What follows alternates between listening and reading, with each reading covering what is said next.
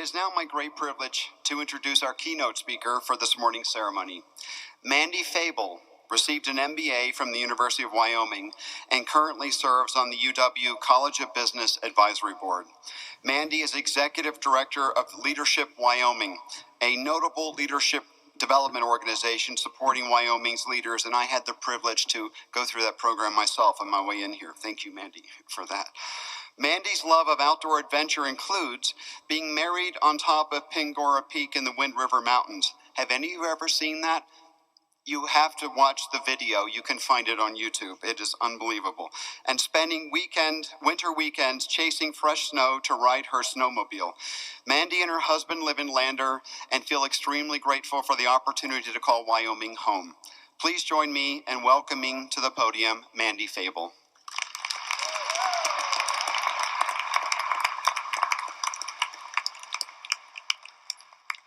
Good morning, everyone.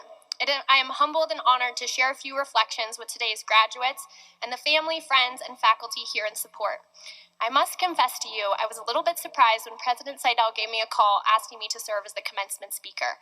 I'm not famous, wealthy, wildly successful, at least not by any objective measure. If life is a marathon, I have a long way to go to get to any finish line of note. Actually, let's run with that metaphor for just a second. Imagine you're all standing on the start of a marathon course. Out of nowhere, a few racers run by who are already sweaty and out of breath. The announcer says over the microphone, "These runners have completed their first lap and have 3 remaining." That's me. I'm the sweaty, out-of-breath person who has 1 lap down and a lot to go.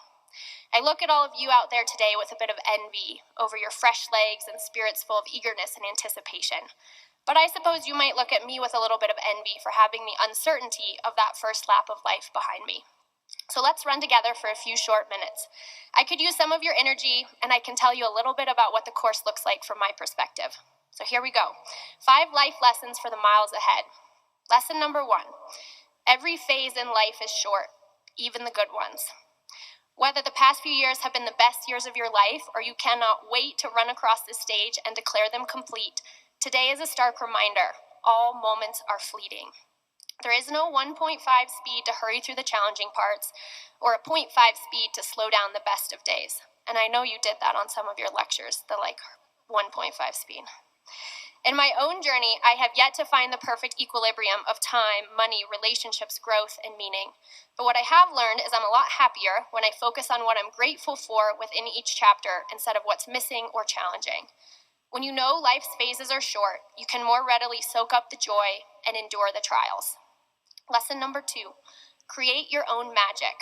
Any long-distance runner will tell you that in a race that covers many miles, the aid stations are never where you want them to be. You may pass by one thinking, I don't need water or extra Gatorade, only to realize a mile later you really could have used to pick me up.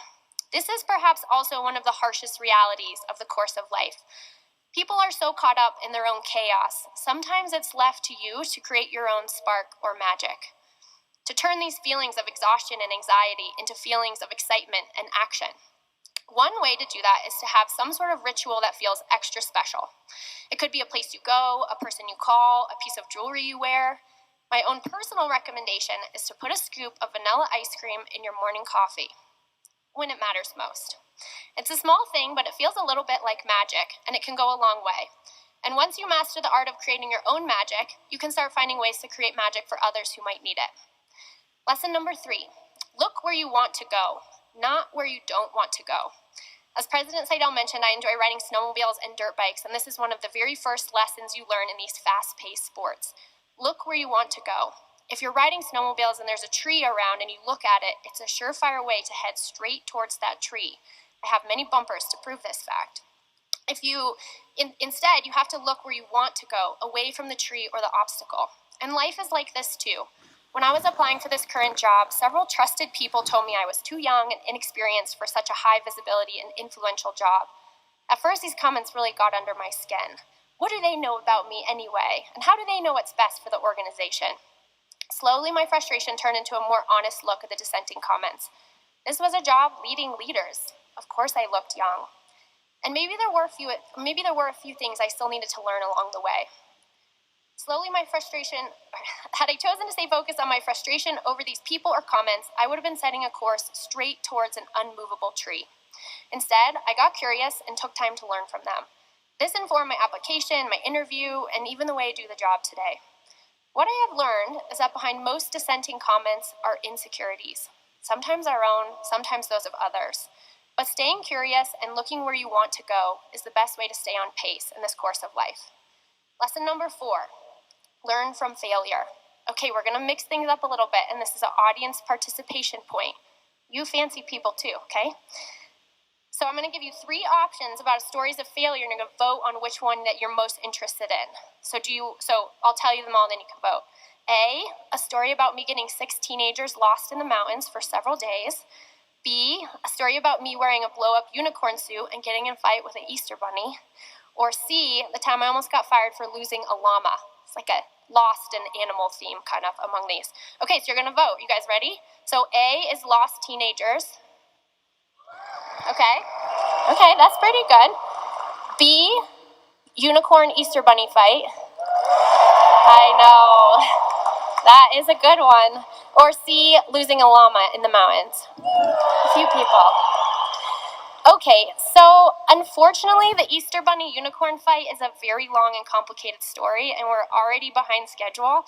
So you're gonna have to find me later over a beer to hear the full story. But here is my take on failure to all of you graduates. It will happen.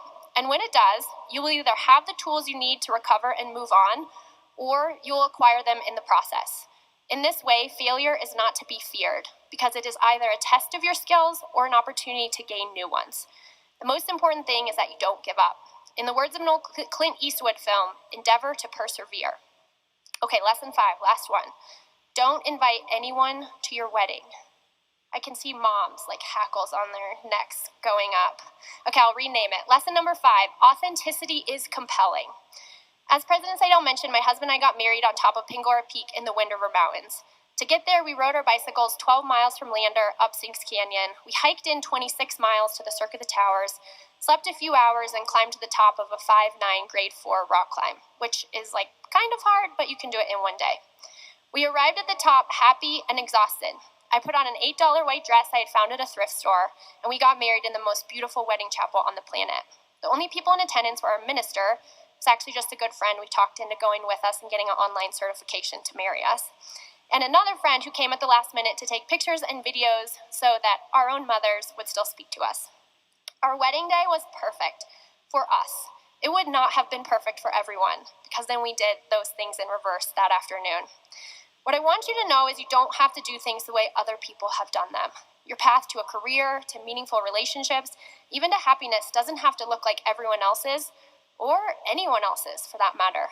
The absolute irony of our wedding is that it got picked up by the New York Times wedding section, and our $8 wedding was featured next to some $8 gazillion wedding for all to see. The most authentic version of you is the most compelling one, and I would submit it's also the happiest. So there you are, 5 lessons to carry with you on the road ahead. In closing, I'd like to congratulate you on your achievements as a graduate of the University of Wyoming. I'm thrilled to have so many of you joining the marathon course here in our own state. Feel free to draft where you need to, and jump out front as soon as you're ready. I look forward to seeing you all out on the course. To those leaving the state for maybe a lap or 2, I have no doubt you will learn a few things running your race elsewhere. But I hope you know you can always come back and finish your marathon here. And if you do, give me a call, because perhaps I'll have a few more lessons from the next lap around the course. To the graduating class of 2023, on your marks, get set, go.